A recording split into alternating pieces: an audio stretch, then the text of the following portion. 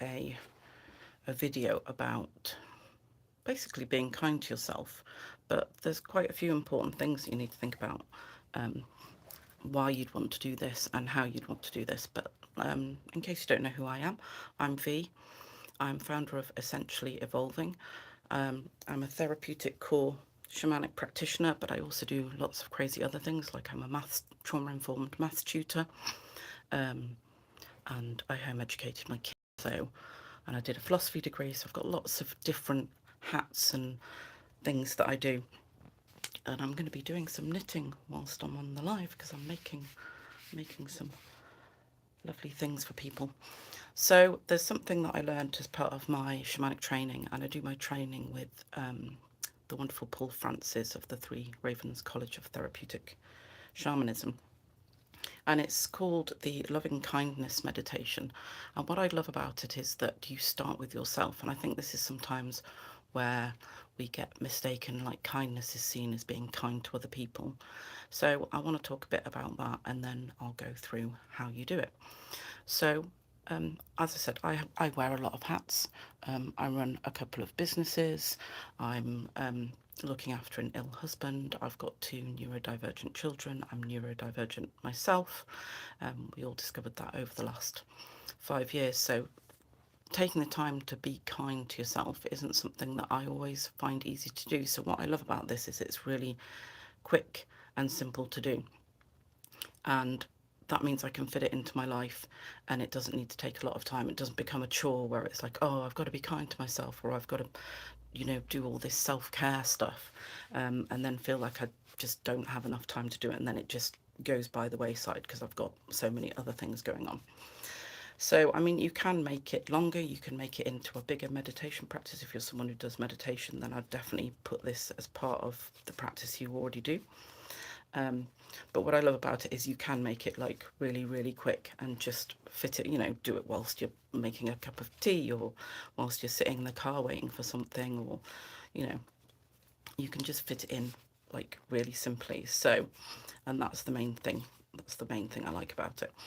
So you always start with yourself, and this is what, as I said, I really like this, because kindness, you quite often think it's being kind to other people or being kind to your kids or whatever, but to have the spoons or the energy or the whatever to be able to do that for other people, obviously starting with yourself is really important. And we've all heard it, put your own mask on first.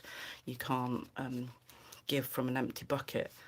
And again, this is what I really like about this, because it can be really quick and simple and not take a lot of time. So as I said, you can make it more in line with what you want to do, but this is what I do. So I ground myself, imagining that my feet are like on the earth, even if I'm not barefoot or anywhere near the earth. Like, I'm quite high up in my house. And then, center yourself, just, make sure that you're comfortable. But, if you're making a cup of tea, it doesn't really matter. You can just stand there, but it's nice to feel a bit grounded. Like, take some deep breaths. Know that, you're setting the intention that you're going to be doing something nice for yourself. But then you literally just pick a very simple phrase. So I really like, may I be safe, or may I be at ease, or for me, something like, may I be pain-free, because I've got scoliosis, so quite often I can feel like niggling in my back. So may I be, at ease or relaxed. And then you repeat the phrase over and over. And again, you can do it for as long as you want. So it doesn't take a long time. May I be at ease, may I be at ease, may I be at ease. I quite often, if I'm, I find myself rocking because I feel connected to stuff. And then you repeat it over and over. If you find yourself wandering, then just bring it back.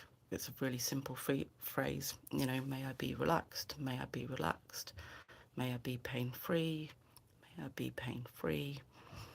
And then, that's it. You can take as long as you want. Now, I quite like taking a while, so that I can actually, because sometimes it's like when I get a compliment, I can really easily bat it away. And you go, yeah, yeah, yeah.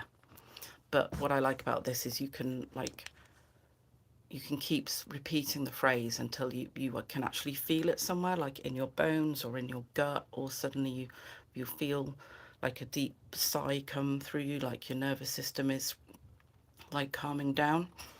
And then if you do that enough times, like every so often, like I try and do it a couple of times a day, it's something that you can then lead, you can extend it to other people. So you can extend it out to your friends and family, and then you can actually take it to somewhere where maybe you've got a tricky relationship with someone, or but what you need to do is you need to start with yourself. You need to really feel it in yourself before you can start sending stuff to others or giving thanks or gratitude for others or whatever. You really need to start with yourself. That's the big thing.